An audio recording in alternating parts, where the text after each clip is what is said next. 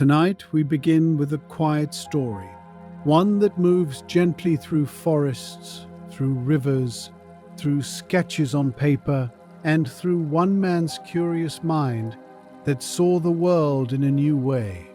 It is the story of Leonardo da Vinci, a man who loved to observe, who drew the world around him, who asked endless questions, who imagined machines that could fly, and who became one of the most creative minds in the history of humanity. There's no need to hurry through this story. Let it unfold slowly, like the slow stroke of a brush across paper. As you listen, imagine a quiet room filled with sketches, with notes, with drawings of birds, of water, of people, of things that move, and of things that rest. Tonight we follow his journey. From a quiet childhood in Italy, to a life of endless curiosity that still inspires the world today. Leonardo da Vinci was born in 1452 in Vinci, Italy. He was born into a quiet town near Florence, where the hills were green, the rivers moved slowly, and the sky was wide above. From the beginning, Leonardo seemed to notice the world with unusual care. While other children might have played loudly, Leonardo was the kind of child who watched, who listened, who wondered. He was fascinated by nature, by birds flying through the air, by water flowing through the rivers, by the way light falls on the leaves of trees and creates shadows on the ground. He loved to draw. Even as a young boy, he would pick up a stick and draw in the dirt. He would find a piece of charcoal and sketch on walls, on stones, on anything that would hold a mark. He asked questions, many questions. Why do birds fly the way they fly? How does water move? Why do shadows fall where they fall? What makes things move, and what makes them rest? These questions were not just curiosity. They were the beginning of a life's work, a life that would be shaped by the mystery of the world and the dream of understanding it, one quiet observation at a time. His father was a notary, a man of learning and respect. He saw that Leonardo was different, that he saw the world differently, that he noticed things others did not, and he encouraged his son's curiosity. He supported his drawing. He helped him find teachers who could guide him on the path ahead. In the quiet of his childhood, among the hills and rivers, a young boy began to dream of a future where he could understand the deepest secrets of the natural world and express them through art and through invention. As the years passed, Leonardo's fascination with the world only grew stronger. He was not searching for fame. He was not searching for recognition. He was searching for understanding. He wanted to know how things worked. He wanted to understand the mysteries of movement, of light, of the very way living things are shaped and shaped again. He wanted to learn and to help others through the quiet, steady power of observation. That dream took shape slowly, the way many important dreams do. It was not rushed. It was not forced. It simply kept returning to him year after year until it became part of who he was. He became an apprentice in the workshop of a great artist in Florence. There he learned to paint, to sculpt, to mix colors, to understand the way light and shadow work together to create the illusion of life. But Leonardo was not satisfied with just art. He was also fascinated by engineering, by machines, by the way things could be built to move, to fly, to serve human needs. He watched birds and he imagined machines that could fly like them. He studied water and he imagined machines that could control its flow. He looked at the human body and he imagined the way muscles and bones work together to create movement. That dream was not loud, it was not dramatic, it was gentle, steady, and full of wonder. In the quiet of his thoughts, in the stillness of his mind, a future began to take shape, one that would lead him into the deepest questions about the nature of life and the beauty of Trangzala. Leonardo spent long hours in his workshop, sometimes working on paintings, sometimes sketching machines, sometimes writing notes that only he could understand. He was not in a hurry.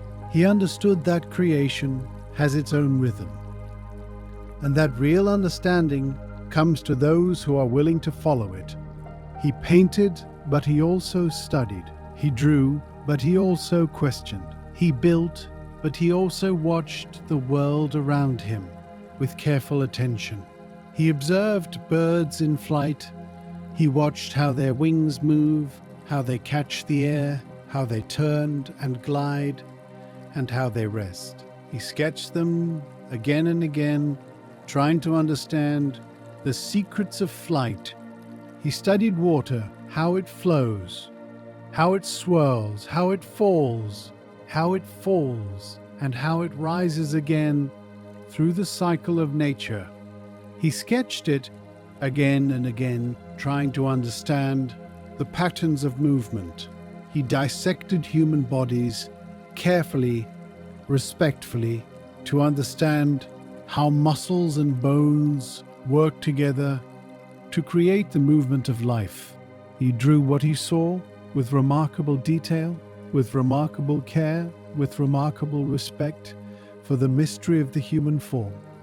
Imagine the workshop, quiet, dimly lit, filled with sketches, with tools, with jars of paint, with pieces of wood and metal, and Leonardo working slowly, thoughtfully, with steady hands, and a mind that never stopped, asking questions.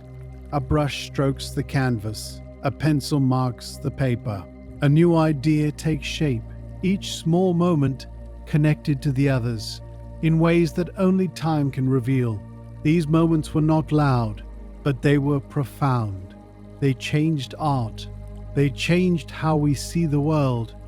And all of it began with patience and a quiet willingness to watch and to wait and to let the truth reveal itself. As the years passed, Leonardo's work began to create some of the most famous artworks in the history of humanity. He painted the Mona Lisa, a portrait of a woman whose smile has puzzled and inspired people for centuries. Her expression is calm, mysterious, full of quiet depth. She seems to be thinking about something that only she knows.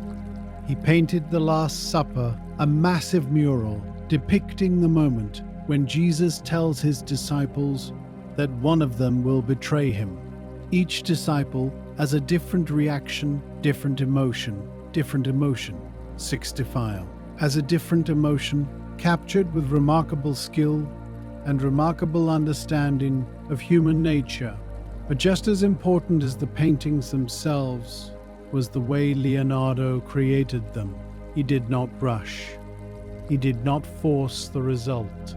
He let the art appear naturally through patience and observation. That is part of what makes his story so peaceful and so powerful. He showed that careful looking is a form of respect, and that respect can lead to deep beauty. He also left behind thousands of pages of notes filled with sketches, with ideas, with designs for machines, for flying devices, for water pumps, for bridges, for weapons, for everything he imagined could improve human life. Many of these designs were not built in his lifetime. They were ahead of their time, but they planted seeds that would grow into the future. Imagine Leonardo sitting quietly, his mind moving through ideas, thinking about flight, about water, about the human body, about the way light falls on a face and creates the illusion of life. A sketch sparks, An idea takes shape, a new masterpiece emerges, each small moment connected to the others, in ways that only time can reveal. These moments were not loud, but they were profound.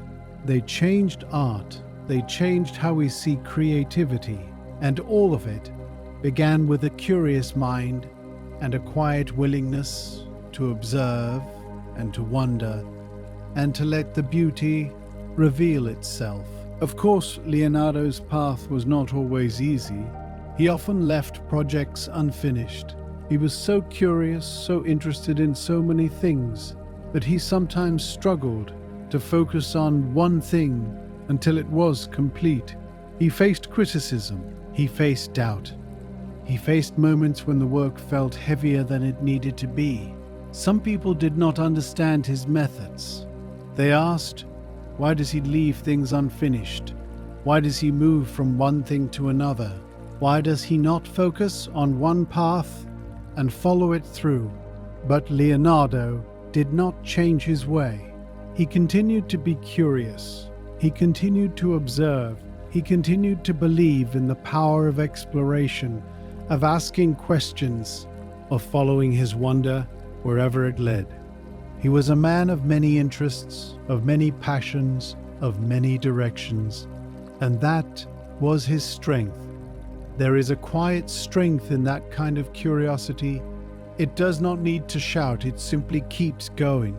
Leonardo's story reminds us that being scattered does not define a person. What defines a person is how they respond.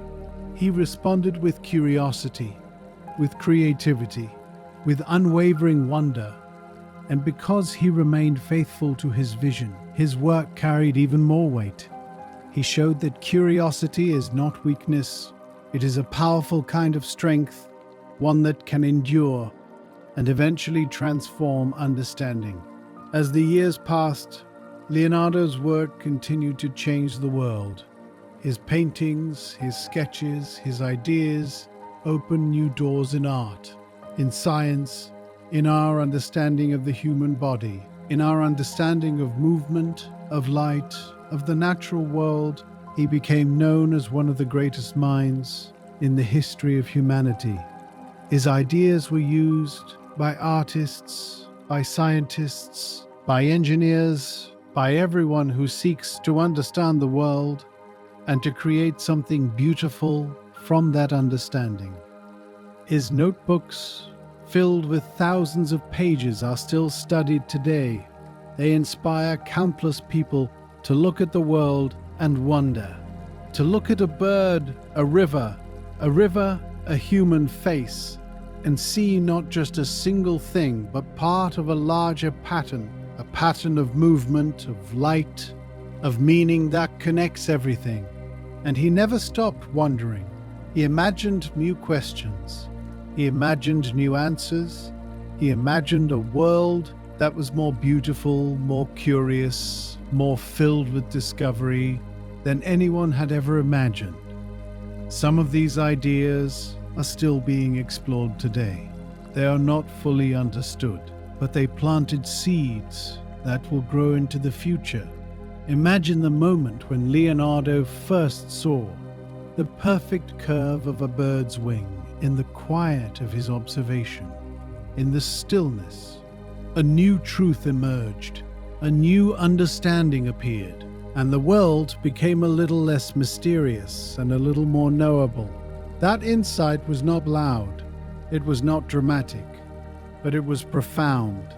It changed art, it changed how we see creativity, and it changed the way people think about curiosity forever. All of it began with a curious mind and a quiet willingness to observe and to wonder and to let the beauty reveal itself. Leonardo da Vinci's life did not end with creation. Over time, he became deeply devoted to sharing his ideas, to inspiring others, and to helping the world understand the beauty of curiosity. He believed that knowledge should be accessible. He believed that wonder should be welcomed. He believed that art and science could be forces for good in the world. He taught, he painted, he encouraged young people to follow their own dreams of discovery. He told them to look closely, to ask questions, to believe in the power of their own curiosity. His legacy became more than art. It became a call to attention, to wonder, to compassion, and to responsibility. This part of his story is especially peaceful because it shows how a life rooted in curiosity can become a life of service. Leonardo did not simply create for himself. He created for the world. He encouraged others to do the same. And in that way, his work reached far beyond the workshop. It touched artists. It touched scientists. It touched hearts around the world. Leonardo da Vinci's story is one of curiosity, creativity, quiet courage, and deep care for the world. He began as a quiet boy in Italy, with a mind that dreamed of understanding the world, and became someone whose work still helps us see the beauty of curiosity today.